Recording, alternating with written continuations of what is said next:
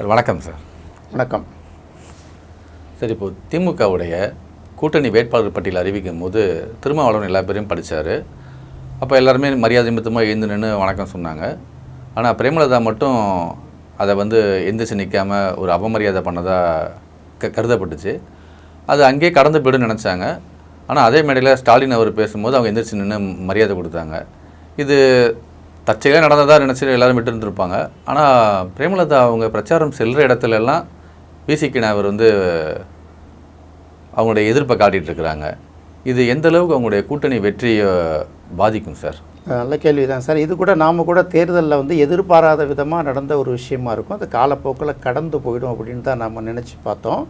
ஆனால் இதில் ரெண்டு விஷயத்தை பார்க்க வேண்டியதாக இருக்குது. பொதுவாக இந்த திமுக கூட்டணி கட்சிகள் அப்படின்னு இருக்கு இல்லையா, இந்த திமுக கூட்டணி கட்சிகளில் தொடர்ச்சியாக ஒரு 10 வருஷத்துக்கு மேலே, அதாவது 2016க்கு பிறகே நீங்கள் எடுத்துக்கலாம். 2016 அந்த மக்கள் நல கூட்டணி உடைஞ்சது இல்லையா, அதன் பிறகு பார்த்திங்கன்னா திமுக சரி, மதிமுக சரி, இடதுசாரிகள் கட்சிகள் தொடர்ந்து திமுக கூட்டணியில் தான் அவங்க தொடர்ந்து இணைந்துக்கிட்டு வராங்க. அவங்களுக்கான கடந்த தேர்தல் வரைக்கும் பார்த்திங்கன்னா தொகுதி பங்கீடு எப்போதுமே சின்ன சின்ன விஷயங்கள் இழுபறி இருந்தால் கூட பெரிய அளவுக்கு அதிருப்தி நிலவாது.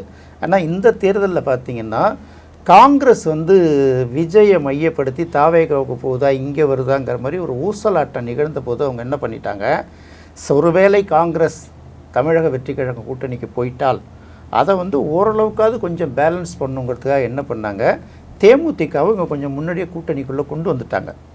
தேமுதிகவை கூட்டணியில் கொண்டு வந்தது மற்ற கட்சிகளுக்கு ஒரு உண்மையிலே ஒரு லேசான அதிருப்தி இருந்தது. இது எங்கன்னா எப்போதுமே இந்த தேர்தலில் எத்தனை சீட்டு வாங்குறீங்களோ அதை விட அதை கொஞ்சம் கூடுதல் வாங்கணும், ஒரு சீட்டு 2 சீட்டாவது கூட வாங்கணும் அப்படிங்கிற ஒரு எதிர்பார்ப்பு இருக்கும் இல்லையா. இந்த எதிர்பார்ப்புகளுக்கு பங்கம் வரும், இந்த எதிர்பார்ப்புகளுக்கு ஒரு பாதிப்பு வரும் அப்படிங்கிறது ஆல்ரெடி அந்த கூட்டணியில் இருந்துச்சு.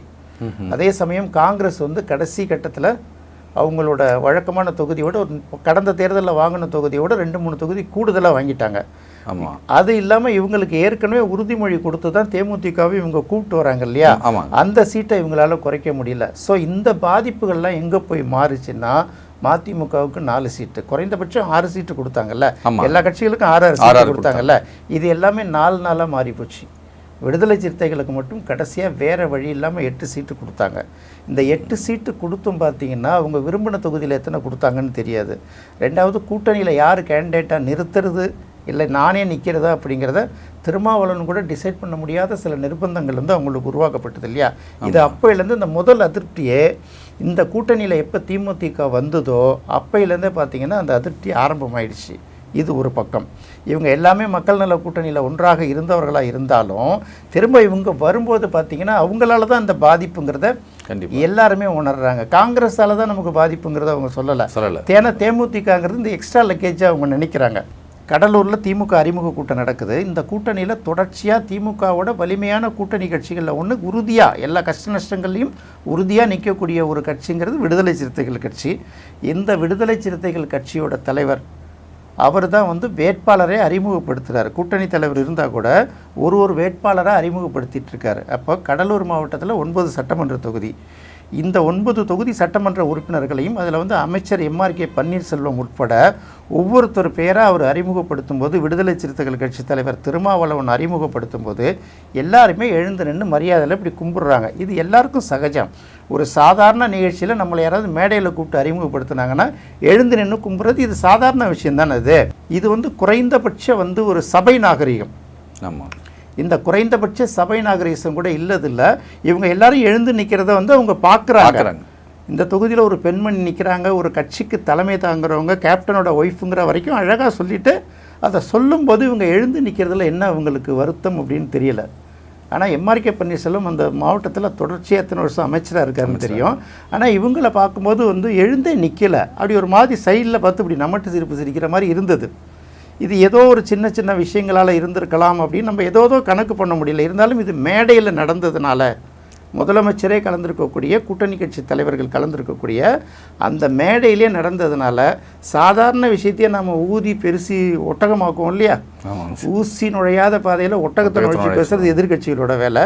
இது ஓப்பன் ஸ்டேஜில் நிறைய தொலைக்காட்சி நிகழ்ச்சி லைவில் போயிட்டு இருக்கிறப்ப இப்படி நடக்கும்போது கண்டிப்பாக பார்ப்பாங்களா இல்லையா? கண்டிப்பாக. குறைந்தபட்சம் அவங்கள நமக்கு பிடிக்குதோ பிடிக்கலையோ கூட்டணியில் சில அதிருப்திகள் இருக்கலாம். அதையும் மீறி எழுந்து நின்று சபை நாகரிகம், மக்களுக்கு நாம் கொடுக்குற மரியாதை, தலைவர்கள் சக கூட்டணி கட்சிகளுக்கு நாம் கொடுக்குற மரியாதைங்கிற முறையில் அவங்க அதை கொடுத்துருக்கலாம். சரி, ஏதோ ஒரு ஞாபகத்தில் அதை விட்டுடுவோம். இவங்கள முதல்ல கூப்பிட்டு இவங்க எழுந்து நிற்காமல் விட்டால் கூட பரவாயில்ல. ஏற்கனவே பல பேர் எழுந்த பிறகு தானே இவங்க பேர் அறிமுகப்படுத்தப்படும் போது அப்போ எழுந்து நிற்கணும்ல, அது நிற்கலை. சரி, இது பக்கம் விட்டுடும். ஸ்டாலின் அதே பேரை குறிப்பிடும்போது எழுந்து நின்று எல்லாருக்கும் வணக்கம் தெரிவிக்கிறாங்கல்ல, இது எப்படி? அப்போ திருமாவளவனை நீங்கள் எந்த இடத்துல வச்சு பார்க்குறீங்க? இல்லை மு.க. ஸ்டாலின் இவரை திருமாவளவனை விட தேமுதிக உயர்வுன்னு நினச்சி பார்க்குறாரா? இந்த ரெண்டு சிந்தனை எடுக்கணும். ஏன்னா நாளைக்கு அவங்க எங்கே வேணாலும் போகலாம். ஆனால் திருமாவளவனும் விடுதலை சிறுத்தைகள் கட்சியும் மதசார்பற்ற ஒரு இயக்கம்ங்கிற ஒரு பாலிசியில் உறுதியாக நிற்கிறவங்க. கண்டிப்பாக. அப்போ அவங்கள அதை இழிவுபடுத்துகிற மாதிரி இருக்கும் இல்லையா? இது ஒரு பக்கம் எல்லாருமே முணுமுணுத்தாங்க. சரி, இது அவர்களுக்குள்ளே பேசி தீர்த்துப்பாங்க அப்படின்னு எதிர்பார்க்கும்போது இந்த பிரச்சனை அதோட முடியலை. அதற்கு அடுத்தது என்ன பண்ணாங்க, பிரேமலதா பிரச்சாரம் பண்ணுற போகிற இடங்களுக்குள்ள எல்லாத்துலேயுமே பார்த்தீங்கன்னா விடுதலை சிறுத்தைகள் கட்சிகள் சார்ந்த அந்த தொண்டர்கள், அவருக்கு கோபம் இருக்க தானே செய்யும். கண்டிப்பாக. அவங்க அங்கங்கே அதிருப்தியை காமிக்கிறாங்க. இது தருமபுரி, இன்னும் ஒரு சில இடங்கள்லாம் நடந்தது. தருமபுரியெல்லாம் கடுமையான எதிர்ப்பு. அதுக்கப்புறம் மாவட்ட செயலாளர்கள், அந்த கட்சியோட மாவட்ட செயலாளர்கள்லாம் இறங்கி சமாதானம் பண்ணி அவங்கள சரி பண்ணி விடுறாங்க. சரி, அதுக்கப்புறம் ஓப்பனாக ஏதோ ஒரு விஷயத்தை சொல்லியிருக்கலாம்ல, சொல்லலை. விடுதலை சிறுத்தைகள் கட்சி தொண்டர்களோட எதிர்ப்பு விருத்தாசலம் தொகுதியிலையும் அவங்க சந்திச்சிருக்காங்க. அதுவும் பார்த்தீங்கன்னா அவர்களுக்குள்ளேயே ஒரு தகராறு. ஒருத்தவங்க கட்சி மேல்மட்ட பதவிகளில் உள்ளவங்க எப்போதுமே சமாதானம் பண்ணி இது நடக்கக்கூடாதுன்னு நினைப்பாங்க. ஏன்னா இவங்களோட ஏற்பட்டுள்ள அந்த சின்ன சலசலப்பு பார்த்தீங்கன்னா கூட்டணியோட வெற்றியை பாதிச்சிடும் இல்லையா? அப்படி பண்ணும்போது அதே இயக்கத்துக்குள்ளேயே ரெண்டு பேருக்குள்ளே தள்ளுமுள்ளு ஏற்பட்டிருக்கு. இது நாம் சொல்லலை, ஹிந்துலலாம் வந்திருக்கு, இன்றைக்கி செய்தியாக வந்திருக்கிறத நம்ம சொல்லிகிட்டு இருக்கோம். அப்படி பார்க்கும்போது நமக்கு தனிப்பட்ட விருப்புகள் 1000 இருக்கலாம். நாளைக்கு ஒரு கூட்டணியில் நம்ம சேரும்போது ஒரு தொகுதியில் ஒரு கட்சி மட்டுமா இருக்கும்? எல்லா கட்சியும் இருக்கும்ல. அப்போ எல்லா கட்சி தொண்டர்களும் இணைந்து பணியாற்றணும்ல. உங்கள் தலைவர்களுக்குள்ளேயே நீங்கள் கருத்து வேறுபாடை வச்சு அது மேடையில் வரைக்கும் காமிச்சிங்கன்னா தொண்டர்கள் நாளைக்கு என்ன பண்ணுவாங்க? அவங்க என்ன, அவங்க தான் ஓட்டு போடுறவங்க, அவங்க தான் களத்தில் இறங்கி வேலை செய்கிறவங்க. அவங்க அந்த எதிர்ப்தியை காமிப்பாங்களா, காமிக்க மாட்டாங்களா? கண்டிப்பாக இது விடுதலை சிறுத்தைகள் கட்சி தொண்டர்கள் மத்தியில் நிச்சயமாக கடுமையான அதிருப்தியை ஏற்படுத்தியிருக்குங்கிறத நம்ம அதுக்கப்புறம் நடத்த நிகழ்வுகளை வச்சு சொல்கிறோம். இதை நாமளாம் ஃபேப்ரிகேட் பண்ணியோ திருச்சியோ சொல்கிறது இல்லை. அதோட லேட்டஸ்ட் விளைவு தான் இன்றைக்கி நம்ம விருத்தாச்சலம் தொகுதி வரைக்கும் இந்த எதிர்ப்பை நம்ம பார்க்குறோம். இது பார்த்திங்கன்னா கூட்டணி கட்சிகளோட வெற்றியை ஓரளவு அங்கங்கே சிதைக்குங்கிறதுல எந்த விதமான சந்தேகமும் கிடையாது. இதை எப்படி அவங்க சரி பண்ண போகிறாங்கங்கிறதும் நமக்கு தெரியல. சார், இப்போது விருத்தாச்சலம் தொகுதியில் முதல்ல கேப்டன் நின்று பெருவாரியாக வெற்றி பெற்று போனார். அந்த இடம் பார்த்திங்கன்னா பாமகவோட கோட்டைன்னு சொல்லுவாங்க. இப்போ அதே இடத்துல கணவனுக்கு அப்புறம் மனைவி அந்த கட்சியை தலைமை எடுத்து அதே இடத்துல நிற்கிறாங்க. அவங்க இப்போ இருக்கிற இந்த கால சூழ்நிலை பார்க்கும்போது இவங்களும் கேப்டன் போலவே பெருவாரியாக வெற்றி பெறுவாங்களா? இது எந்த அளவுக்கு அவங்களுக்கு ஒரு சாதகமாகவோ இல்லை இப்போ இருக்க சூழ்நிலை வச்சு அவங்களுக்கு ஏதாவது பாதகமாக இருக்குமான்றதை கொஞ்சம் சொல்லுங்கள் சார். கடலூர் மாவட்டத்தில் பெரும்பாலான தொகுதிகளில் பார்த்திங்கன்னா பாமக வலிமையோடு இருக்கக்கூடிய தொகுதி. ஏன்னா 30,000 ஓட்டுலேருந்து 50,000 ஓட்டு வரைக்கும் தனிச்சு நின்னா கூட வாங்குகிற அளவுக்கு அவங்களுக்கு செல்வாக்குள்ள ஒரு மாவட்டம். அதே போல் விடுதலை சிறுத்தைகளுக்கும் வலிமையாக இருக்கக்கூடிய ஒரு மாவட்டம் கடலூர் மாவட்டம். இது ரொம்ப வீணாக பார்க்கணும். விருத்தாசலம் தொகுதி அப்படிங்கிறது பாட்டாளி மக்கள் கட்சியோட கோட்டையாக கருதப்பட்ட ஒரு தொகுதி. ஏற்கனவே சிட்டிங் உறுப்பினராக அவரே இருந்தார். அந்த காலகட்டத்தில் தான் 2006ஆம் ஆண்டு தேமுதிக முதல்ல தேர்தலில் பங்கேற்கும் போது விஜயகாந்தே போய் நேரடியாக அங்கே போட்டியிட்டார். விஜயகாந்தே அங்கே போட்டிட்டும்போது கண்டிப்பாக விஜயகாந்த் இந்த அளவுக்கு வெற்றி பெறுவார் அப்படின்னு யாருமே எதிர்பார்க்கல. இதுக்கு என்ன முக்கியமான காரணம்னு கேட்டிங்கன்னா, இது விஜயகாந்தோட தனிப்பட்ட முறையில் அபாரமான வெற்றின்னு எடுக்க முடியாது. அங்கே ஏற்கனவே பண்ருட்டி ராமச்சந்திரன் ஒருத்தர் கட்சியோட அவைத்தலைவர். அவர் எத்தனை வருஷம் திமுக காலத்துலேருந்து அதுக்கப்புறம் அதிமுக காலம் வரைக்கும் அமைச்சராக இருந்தவர் இல்லையா? ஆமாம். அப்போ அவருக்கு இன்னும் செல்வாக்கெல்லாம் அந்த காலகட்டத்திலாம் குறைஞ்சிடல. இரண்டாவது அவர் பாட்டாளி மக்கள் கட்சியிலேருந்து வெளியேறி வந்திருக்காரு. அப்போ பாட்டாளி மக்கள் கட்சியில் யாரெல்லாம் அந்த பகுதியில் அதிருப்தியாளர்கள் இருக்காங்கன்னு அவருக்கு தெரியும்ல. கண்டிப்பாக அந்த அதிருப்தியாளர்கள்லாம் ஒன்று சேர்க்கிற வேலையில் முதல்ல ஒரு வெற்றி கண்டு அவர் தான் தொகுதியையும் ஐடென்டி பண்ணி கொடுக்குறாரு. அப்படி செய்யும்போது பாமகவில் அதிருப்தியாளர்கள் எல்லா தொகுதியிலும் உருவாக்கி வச்சுருந்தாங்க. அந்த அதிருப்தியாளர்கள்லாம் ஒன்று சேர்த்தார். அதே போல் இன்னொரு பக்கம் வலுவான வாக்கு வங்கிகளையும் அவர் இறங்கி வேலை செய்யும்போது அது கேப்டனுக்கு வெற்றி கொஞ்சம் எளிமையாயிடுச்சு. கிட்டத்தட்ட ஒரு 10,000 வாக்கு வித்தியாசத்தில் வெற்றி பெற்றார். பெருவாரியான வெற்றி. அதாவது பாட்டாளி மக்கள் கட்சியோட கோட்டையில் விஜயகாந்த் ஜெயிக்கிறதுங்கிறது பெரிய விஷயம். இது விஜயகாந்துக்கு வெற்றி இல்லை. அதுக்கு பின்னாடி பண்ருட்டி ராமச்சந்திரன் ஒரு ஆளை மறந்துடுறாங்க. அதை மெயினாக சொல்லணும். அதுக்கப்புறம் பார்த்திங்கன்னா அடுத்த தேர்தலில் அவ்வளோ பெருவாரியான வெற்றி பெற்ற விஜயகாந்த் ஏன் அந்த தொகுதியை விட்டு ரிஷிவந்தியன் தொகுதிக்கு போனார்னு ஒரு கேள்வி வருதில்ல? கண்டிப்பாக. அப்போ ரிஷிவந்தியன் தொகுதிக்கு அடுத்த எலெக்ஷனில் போகிறார்.